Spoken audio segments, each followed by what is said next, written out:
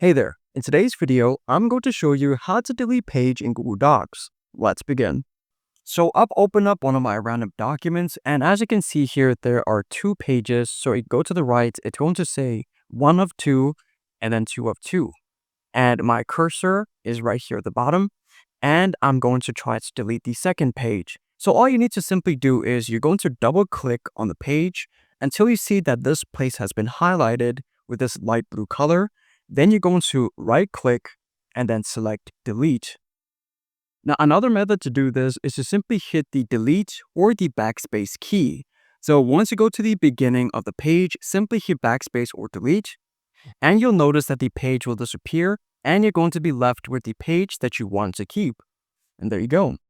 If this video helped you out, then please leave a like and consider subscribing. It's free, and it helps the channel to make more videos like this. Thanks for watching, and see you in the next one.